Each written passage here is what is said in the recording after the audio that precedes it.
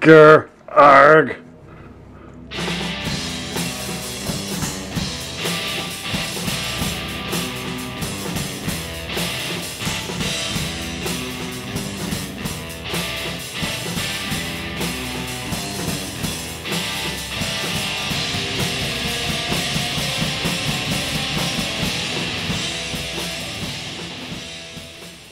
Welcome to Monster Men.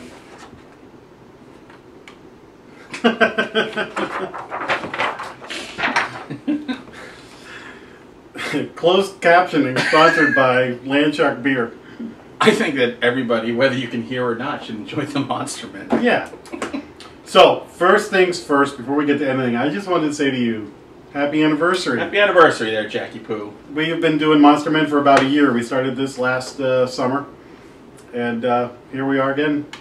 Still summer. A summer later, and we're still doing it. I only break out my sleeves when summer's over. And when we started, Forest of Shadows hadn't even been published yet. No, that's right. I was still waiting for the e-book version of it. And now you've got that. You've got Forest of Shadows is out. You've got Evil Eternal. You've got another... you tell them. Well, Evil Eternal's out now in e-book and print soon. We're going to have Swamp Monster Massacre coming out. I can't wait for that one. Oh, my ode to the skunk ape. And the sequel to Forest of Shadows, which is Sinister Entity, which will be out next spring. So get the ebook or hard copy of Forest of Shadows, then get Evil Eternal ebook, and then later in the year it'll be hard copy. And we'll tell you in the second anniversary how much is out. Yeah. And we've been doing this, and we're going to be guests on a paranormal panel in New York City, and we're going to be on a radio show later in October. Yeah. So we're actually going places. So we just want to thank everybody for watching. Yeah, it's great, man. We're getting to go. People are inviting us to go to these haunted locations and stuff now. It's just things awesome. are happening. So yeah. we're really excited. Don't forget, go like us on Facebook, follow us on Twitter. You can check out all our episodes on his blog or my blog, and there's even a tab on our YouTube page. I mean, our Facebook page. Should be down here. All right there. All right, so because we are doing this paranormal panel at the end of August in New York City, we're going to talk about some haunted happenings, particularly that you had recently. We're going to review a book, and we're going to also review a comic book today. So we got a lot to do, so Let's get going. Let's hit the comic book first. I'll do the comic book. If you're my age, or a little bit younger, you grew up reading Creepy and Eerie Magazine. Which were these? They were black and white. They were like the size of like a Fangoria magazine is now. And now, if you live in his neighborhood, you have a creepy and eerie neighbor. So it disappeared. They disappeared for a long time. They were these great black and white comic books that were really, I mean, kind of formed Little Hunter. Yeah, and you would see ads for them like in the back of other magazines. Yeah, and you were like, "Ooh, that's for the hardcore horror fan." Oh, so cool. Well, guess what? Dark Horse Comics has brought back Creepy and Eerie Magazine. Dark Horse is the king of that, bringing back the good stuff. And I found the first issue of Eerie Magazine at my comic book store recently, and you know what? It was as good as I remembered. It's so cool, just twisted. The artwork. I think there were like 5 stories in here. The artwork's really cool. The stories are twisted because they got to get a lot in a little bit of time. So check that out when you get a chance, comic book fans, because that is good stuff. Yeah, this has a very H.P. Lovecraft looking cover too. Definitely Lovecraftian going on there, but I think it's going to come out quarterly, which is a shame. I wish it came out weekly, but it's awesome. That's something to do between Walking Dead comic books. Right, exactly. So cool. Pick up an issue in Eerie, Dark Horse. All right. Now for the paranormal segment of the show. This summer we both went on trips, and in another episode we'll talk about what I did, but you visited a famous haunted locale. Yeah, it was serendipitous. No, there's our vocabulary word. The way it happened, I went to San Diego on business, and I got there... San Diego. Which also means whale's vagina. Agree to disagree. So I went, I pre-booked this trip where I was going to take a haunted tour of San Diego, of the entire city. Because I was trying to decide, do I go here, do I go there? But I said, let me just go as many places as I can in one tour. So I go there on a Sunday night. I walk over to Old Town San Diego, and the tour's canceled. Nobody told me, but there weren't enough people. Dejected, I go walking 2 blocks down, and I stumble upon the Whaley House. It was right there in Old Town, which I never even knew Old Town existed until I got there. I have heard of the Whaley House, and I was in San Diego once, and I couldn't find it.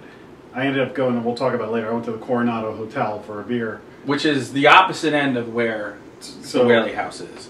Which is, I wanted to go to that place too, but I said, you know what, I got to come back another time to go take the full tour. I wanted, because at the time it was late and it was, you know, locked up. So I went back the next day, and I took the Whaley House tour, which they call America's most haunted house. If you ever want some really light bathroom reading, you can go to San Diego, pick this up. There's about 10 words per page. But it does give you the history of the house itself. That's right about my reading level. Yeah. You know what's funny? I broke it up. I said, I'm going to read half in the airport coming home and half on the plane. Who signed this? It is Mike Bryant, who is the guy who wrote the book. Mike Bryant. Yes. Collectors. See you on eBay. So it was a cool little tour. It was a beautiful sunny day. So you go in there. Oh, like every other day in San Diego. I know, exactly. So strange. But I went in there, and it's an old home that has been a little bit of everything in its time. It was a general store. It was a court. It was a playhouse. Sometimes it was all those things at the same time. Was it Pee-wee's Playhouse? What's the secret word of the day? Ah! Serendipitous. Ah! Hey, Jumpy. But, you know, I got the tour, and the docents are dressed in period piece, and there was one woman there who was the docent who, I think she said, she had been a scientist. I forget what kind of scientist she said she was. She was since retired. And she was nice enough to take me, when you first walk in, you go in and there's the general store, and they had it set up kind of the way it used to look. And there's a book there that has ghost pictures that people have taken over the years. And at first, you know, I looked through the ghost thing. I'm like, oh, that's cool. And, you know, typical ghost pictures, you can't tell sometimes even what you're looking for. So then I went through the whole thing, and I took pictures. I went up the steps where people feel tightening on their neck because they think it's the noose of old Yankee Jim or something like that. He's in the book there. I went up to the playhouse where they have seen stuff on the stage moved around when people have been out of the room. I talked to a young docent there, and her job is to sit in that room quietly and just do nothing. And a lot of times it's kind of I gotta apply for that job. It's a cushy job. But I had asked her, I said, have you ever heard or seen anything strange here? And she said, no, I've only been here a month, though. So I didn't get much out of her. There's the people holding their throats. Yeah, there you go. I didn't feel anything on my throat when I walked through there. But mentholyptus might help. But people have seen, you know, the Whaley family throughout there. They have seen Civil War soldiers. How they got there, I don't know. Everybody sees Civil War people when they see ghosts. They've seen criminals that have been tried and hanged at the location over the years. So did you feel anything? I felt nothing. No divining rods pointing at you? Like nothing. Queen Mary? You know, the rooms, a lot of the rooms are blocked off with this clear plastic guard so you can't get in and destroy the room, which is smart. But it's a self-guided tour, so they give you a piece of paper and it takes you through everything. And I was in there, I have to say, about an hour and a half. And it's a small house. But I said, you know, I don't want to get the full history. I talked to all the docents. I didn't feel anything. But they do have late-night ghost hunts. I think they said once a month, if you book them in advance, you get to stay there overnight and do your little ghost hunt. But the coolest part was, at the end, I went to the docent who has the book of haunted pictures, and she was telling me what's real and what's fake. Ah. I think, and if you ever go, just ask. Say, you know, can you just go through this book with me and just tell me? And she will tell you, she goes, well, this, they think is a dog that came here, but I know this is just a trick of the lens. But the cool part is when she showed things that really unnerved her. And she has seen things in the house over the last few years that have made her really, and this is a scientist. Well, what did she say? She has seen lights and apparitions and orbs and but not through a camera, with her own eyes that just have not made any sense. She even saw, I think she said she saw an apparition of a dog. Because there are apparitions of dogs and cats running through the house, so she's seen those as well. That's interesting. It's a really cool house. There is also, when you go out to the front and you go to the right side, you look up in the window, that's where they see Mr. Whaley staring out at people, looking very unhappy. I looked up there, I took pictures, I didn't see anything. I mean, I took a lot of pictures, and, you know, Jack will post them up throughout this. I didn't catch anything, but I did in the parlor, not the parlor, the mercantile area. I did take a picture, and there's this red wheel with spokes in it. It kind of looks like, I don't know, some old hand crank thing. And I thought I saw a face within the wheel. And when I realized, I took another few pictures, I realized it's the sun coming in, hitting the glass on the counter, going through this wheel, and it creates the perfect apparition of a face. What's that called? They talk about it on Ghost Hunter sometimes. The phenomenon. Matrixing? Matrixing, that's it. Yeah. People will, by default, see a face in a shape because it's like a familiar.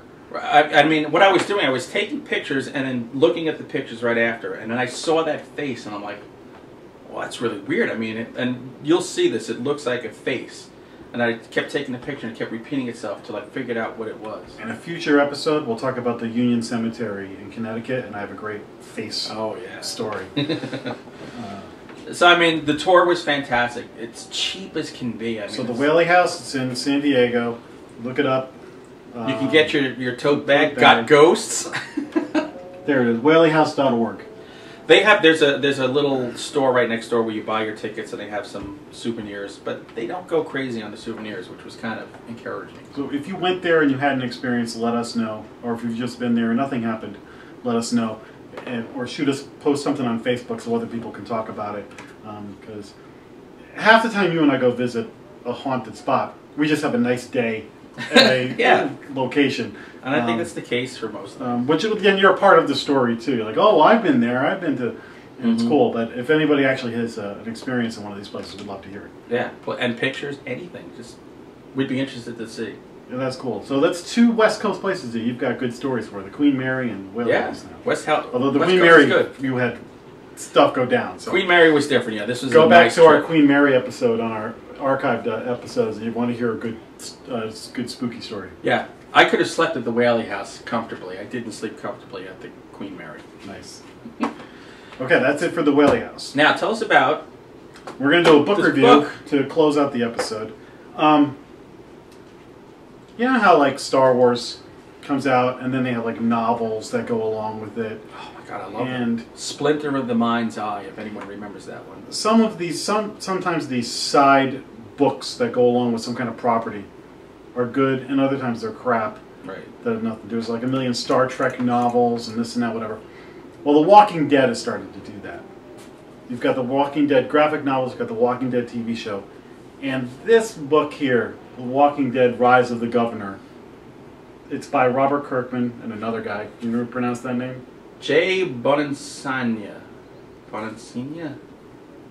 Bonansagna. Hey, you're the Italian. I know. So, I've been eyeing this book for a while, going, the Governor is one of the greatest characters. He's what makes everybody love The Walking Dead. You start reading the comic book, you get to the Governor, you're like, oh, this is the greatest thing I've ever read. Which you'll know this fall. He's going to be on season 3. So I'm like, you know what? I've read your stuff. I need something new to read. Mm-hmm. What was the next book? So I went and I picked it up. I ordered it on Amazon. I was going to say, because I've been looking for that in stores and I haven't been able to find it. Expecting crap. Expecting total crap. Instead, holy crap, I enjoyed this book. You know what I think the key is? Robert Kirkman wrote it. It's in the familiar world of The Walking Dead, and I'm saying it's the graphic novel world, not the TV show world. Right.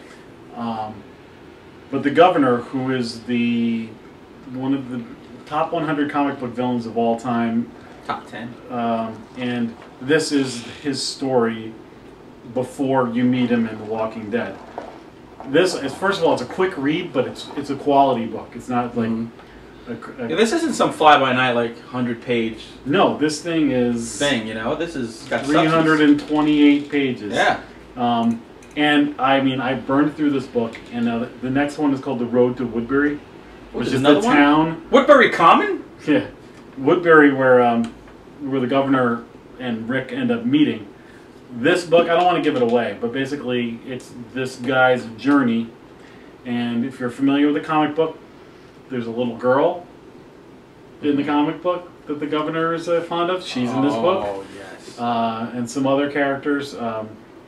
Great. I'm telling you, if you're a Walking Dead fan, this is definitely something that, you know, you've just got episode 100 of the comic books came out. You're waiting for the new season to start. This is a great way to bridge the gap. And then when you watch the new season with the governor, having already read the comic, first of all, if you haven't read the comic books, you should burn through those before the season starts, and you can. They're quick reads. Quick reads. This, now when I look at the governor, you and I are like an even footing on Walking Dead. Now I'm like looking at the governor and go, oh, wait till you know what I know. And I'm taking this when this is all done. So I'm going to highly recommend Rise of the Governor. But I would say if you're not a Walking Dead fan, this is not a book for you. You got to read the other stuff first. This is not it's a great zombie book. It's a great fun read. But again, Walking Dead it's more than just zombies. So this is more of a thing about characters amongst zombies. Well, speaking of Walking Dead fans, yes, Glenn is now a fan of the Monster Men. I wish you guys could see. It says to the Monster Men. This is how I wanted to close the episode, and that's why this all loops together. You'll notice a little theme here. We've got Glenn to the Monster Men from Glenn from Walking Dead here, and a little Walking Dead wind-up figure. Who really doesn't walk. My buddy Lewis, who I have to give a shout-out to, he's an off-camera Monster Man. Hooked me up. This was my birthday present, and this was a present from us. And Lewis is somebody that after every episode is chiming in on what we said, or giving me ideas, or talking to me, and me and him can spend hours on a bar stool talking about zombies and Batman. So he's a part of the family, and we just want to thank him so much for this. Yeah, that was awesome. For a great set swag. Maybe we could be a zombie. Yeah. So go visit the Whaley House, read The Walking Dead, start reading comic books. Eerie Comics. Support your local comic book store. And buy his books too. Thank you. And we'll see you next time on Monster Men.